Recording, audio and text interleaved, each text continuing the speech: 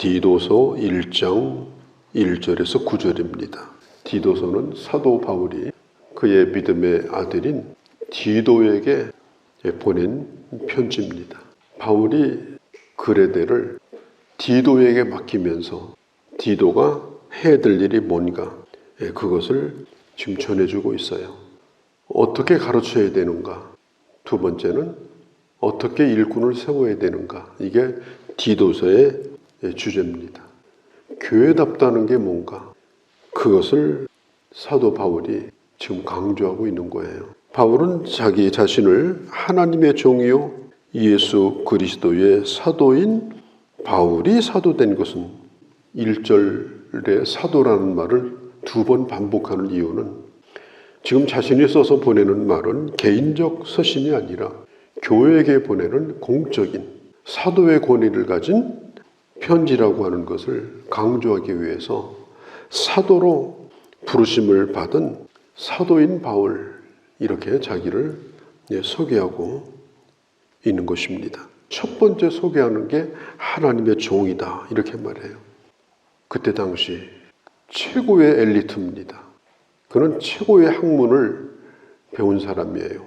그는 아시아 출신인데 예루살렘으로 유학을 온 사람이에요. 그는 유대인이면서도 로마 시민권을 가지고 있는 그런 자유자입니다. 바울은 이렇게 말해요. 내가 하나님에게 붙들려진 종이라고 하는 것에 대하여 나는 자부심을 가지고 있다. 어떻게 하다가 붙잡혀가지고 오늘 내가 이렇게 끌려가고 있다. 그런 뜻이 아니에요. 빌립보서 3장에 보면 바울이 이렇게 말합니다. 주님이 나를 붙드신 것을 나도 붙잡으려고 앞을 향해서 간다. 분명히 주님이 나를 붙들었어요. 그런데 앞서서 가시는 주님을 놓치지 않으려고 주님을 꼭 붙들고 풋대를 향해서 나는 가고 있다. 주님이 붙드셨어요. 나도 주님을 붙들었습니다. 그리고 주님과 함께 가는 거예요. 하나님의 종은 사람을 섬기는 종이기도 합니다. 나보다 남을 낮게 여기는 그런 사람이 바로 하나님의 종이에요. 바울은 그리고 나는 사도이다. 공식적으로 하나님으로부터 보냄을 받은 내가 해야 될 일이 있고 해야 될 메시지가 있는 그런 직책을 나는 받은 자다. 그걸 사도라고 표현을 해요. 1절과 2절에 보면은 왜 하나님이 자신을 부르셨는가? 바울은 여기 몇 가지를 얘기하고 있어요. 1절에 보면 사도가 된 것은 하나님의 택한 자들의 믿음과라고 하는 말은 그들이 믿음으로 살 수 있도록 돕는 일과 그런 뜻이에요. 예수 믿는 사람은 어떤 사람이에요? 하나님의 택하신 자예요. 내가 하나님의 택함을 받았나 받지 않았나? 간단합니다. 예수 믿으면 택함을 받은 거예요. 그러면 무엇가 먼저인가? 예수 믿은 게 먼저가 아니고 하나님이 택하셨기 때문에 예수 믿게 된 거예요. 바울은 분명히 말합니다. 내가 사도가 된 것은 하나님이 택한 그 예수 믿는 사람들의 믿음이 자랄 수 있도록 더 하나님을 신뢰할 수 있도록 도와주는 것. 그게 바로 하나님이 나를 사도로 세우신 목적이다. 그가 택하신 자로서 예수를 믿는 믿음이 깨어지지 않고 끝까지 그 믿음의 길을 잘 걸어가고 믿음이 자랄 수 있도록 도와주는 것이 바로 이 사도의 사역이다. 유혹과 핍박을 이기는 믿음이 될 수 있도록 도와주는 일이다. 또 한 가지는 진리 지식. 진리 이 지식과 이렇게 말합니다. 진리 지식이라는 말은요. 이것은 머리로 아는 지식이 아니고 이것은 체험적인 겁니다. 이것은 분명하게 하나님과 만나는 만남 속에서 하나님을 아는 것입니다. 경험되어지는 겁니다. 바울이 말해요. 내가 사도로 부름을 받은 것은 성경 공부를 바이블 스터디를 잘 시켜서 성경 구절을 많이 외우게 만들어서 아주 지식이 충만한 사람, 그런 사람을 만드는 게 아니다. 하나님과 개인적인 관계를 통해서 하나님을 점점 깊이 알아갈 수 있도록 도와주는 것이 하나님이 나를 부르신 목적이다. 그리고 여기 보면은 영생의 소망을 위함이라. 하나님이 우리에게 주신 소망은 영생의 소망이에요. 이 소망을 가지고 살도록 하나님이 우리를 부르신 거예요. 우리의 소망은 영원한 하나님의 나라에 들어가서 영생을 얻는 겁니다. 하나님의 나라입니다. 그게 하나님의 약속한 거예요. 우리가 세상을 살면서 자꾸 우리에게서 땅의 냄새가 나고 황토 냄새가 나고 이러면요, 이건 벌써 영생에서 많이 멀어진 겁니다. 땅에 살지만 영생의 소망을 가진 그런 하늘의 사람으로, 하늘나라의 냄새가 나고 하늘나라의 생각을 가지고 점점 그 소망이 커지는 것이 예수를 잘 믿는 거예요. 멀지도 않은 날이잖아요. 그래서 우리가 하나님의 나라에 갈 것이 바로 코앞에 있는 것처럼 여기고 날마다 그 소망을 가지고 살아가야 됩니다. 바울은 말해요. 내가 사도로 부르심을 받은 이유는 바로 성도들이 이 영생의 소망을 가지고 살도록 하기 위해서다.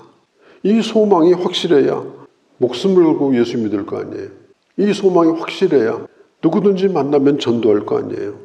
이 소망이 흐려지고 예수 믿으면서 세상적인 야망과 욕심으로 가득 차고 머릿속에 생각도 기도하는 내용도 그렇다고 하면 그 소망은 바로 썩는 소망이죠. 부패한 소망이죠. 이 영생의 소망을 이루시는 하나님의 방법이 뭐냐? 이렇게 말합니다. 2절 끝에 하나님이 영원전부터 약속하신 것인데 무엇이? 영생의 소망을. 그런데 그 앞에 보면 거짓이 없으신 하나님이 약속하셨다고 그랬어요. 주시고자 하는 자에게 거짓이 없이 반드시 그 영생을 주시는 거예요. 그런데 그 소망을 어떻게 하나님이 이 땅에 이루시냐? 하나님이 택한 자를 어떻게 구원하셔서 영생의 소망을 갖게 하느냐? 3절에 자기 때에 자기 말씀을 전도로 나타내셨으니 그랬어요. 이 3절 말씀이 아주 중요합니다. 자기 때라는 말이 뭐냐? 우리도 다 자기 때가 있어요. 예수 믿는 그 순간이 있었습니다. 하나님이 나를 부르신 그 때가 있었습니다. 그게 바로 하나님이 나를 영생의 소망을 주시는 때였어요. 하나님의 때에 어떤 사람에게 하나님의 말씀, 전도자를 통해서 그에게 들려주심으로 하나님께서 그가 믿도록 믿어지게 하심으로 구원을 베풀어 주셔서 영생의 소망을 갖도록 그렇게 하신 것입니다. 하나님이 한 사람을 구원하는 데는 이 과정이 반드시 필요해요. 전도자의 입술을 통해서 전도를 통해서 나타내셔서 예수 그리스도를 믿게 하심으로 영생의 소망을 갖게 하셨다. 이 복음을 들려주는 것이 굉장히 중요합니다. 우리는 누가 하나님이 택하셨는지 우리는 몰라요. 다만 주님이 말씀하신 대로 때를 얻든지 못 얻든지 어떤 사람을 만나든지 이 복음을 증거하는 전도자를 통해서 하나님은 숨겨진 택한 자를 드러내시고 그로 예수를 믿게 하심으로 영생의 소망을 갖게 하는 거예요. 우리도 전부 그런 과정을 통해서 예수 믿게 된 거예요. 복음을 들어서 예수 믿은 거예요. 그럼 오늘날도 마찬가지입니다. 소망이 없이 살아가는 사람들에게 우리가 줄 수 있는 가장 좋은 선물은 뭐예요? 하나님의 말씀을 그들에게 전해주는 전도를 하는 겁니다. 믿든지 안 믿든지는 내가 책임질 수 없어요. 하나님이 하시는 일이에요. 그러나 중요한 것은 그에게 예수 그리스도의 이 복음, 이 하나님의 약속, 이것을 전하는 거예요. 그러면 하나님의 때가 되면 내가 전한 복음이 싹이 나서 그 사람이 예수를 믿도록 하나님이 역사하는 거예요. 그래서 사도 바울도 말해요. 9절 끝에 이 전도는 우리 구주 하나님의 명하신 대로 내게 맡긴 것이라. 전도는 누가 대신해 주는 게 아니고 전도는 우리 모두가 해야 되는 일입니다. 바울이 말했어요. 내게 맡긴 거다. 예수 믿는 모든 사람, 영생의 소망을 가지고 사는 모든 사람은 이 복음을 전하는 이 전도의 사명을 하나님이 우리에게 맡겨 주신 것입니다. 우리는 전도의 방법을 너무 찾고 고민하기 때문에 전도를 못해요. 전도는 이렇게 하든 저렇게 하든 미련한 거예요. 그래서 고린도전서 1장에 전도에 미련한 것이다 그랬어요. 전도에 미련한 것으로 하나님의 택한 자를 구원하신다고 그랬어요. 지혜로운 전도로 구원하는 게 아니에요. 나의 미련한 전도로 하나님은 하나님의 택한 자를 구원하시는 것을 기뻐하셔요. 그냥 미련하게 누구를 만나든지 예수 그리스도가 하나님의 아들이라고, 그가 인간의 유일한 구원자라고 분명히 말해주는 거예요. 이건 어려운 일은 아니지만 바울은 말해요. 내게 맡기신 것이라. 3절 끝에 우리 자신도 한 사람 한 사람이 이것을 잊어서는 안 됩니다. 전도는 내게 맡기신 일이다. 누가 대신해 주는 것이 아니다. 하나님께서 그 사람에게 나를 만나게 하는 것이 바로 그 사람이 구원받는 기회가 될 수 있도록 그렇게 해야 된다라고 하는 것입니다. 사도 바울이 그레데 섬에 있는 디도에게 이 그레데 교회를 맡겼습니다. 뭘 하라고 맡겼는가? 5절에 내가 너를 그레데에 남겨둔 이유는 첫 번째, 남은 일을 정리하고, 두 번째, 내가 명한 대로 각성의 장로들을 세우게 하려 함이라. 항상 하나님의 교회에는 정리할 일들이 있어요. 집안에도 정리하지 않으면 쓰레기장이 됩니다. 교회도 마찬가지예요. 늘 정리를 해야 돼요. 눈에 보이는 것도 정리하고 또 보이지 않는 일도 정리하고, 항상 그렇게 해서 하나님의 교회가 어려움이 없도록 하는 일을 해야 됩니다. 그렇지 않고 와서 밥만 먹고 가고 숟가락 씹어 던지고 그러고 가면 이게 집이 난장판이 되는 거예요. 교회 와서 은혜 받고 사는 사람들은 항상 우리가 처리해야 될 일들, 이게 다 정리해야 될 일들이에요. 그런 것들을 남의 일이라고 생각하지 말고 직접 하는 것, 그게 바로 하나님의 사역이고 일꾼입니다. 주일학교도, 영화부도, 청소년 청년부도, 각 부서도 다 마찬가지예요. 그래서 하나하나 점검하고 그렇게 하는 일을 위해서 디도를 남겨두었다. 두 번째는 교회가 해야 될 가장 중요한 사명, 교회다움의 특징이 뭐냐? 사람을 세우는 거예요. 매우 중요합니다. 그 교회가 어떤 교회냐? 그 교회 일꾼들이 그 교회 수준입니다. 그 교회 일꾼들이 그 교회 칼라입니다. 변명해도 상관없어요. 그럴 수밖에 없어요. 지금 앞에 나와서 일하는 사람 면면이 어떠냐? 그 얼굴들이 그 교회예요. 얼굴들이 시커면은 그 교회는 시커먼 교회예요. 얼굴들이 천사와 같이 밝으면 그 교회는 천사와 같은 교회예요. 그러니까 일꾼을 잘 세워야 되는 거예요.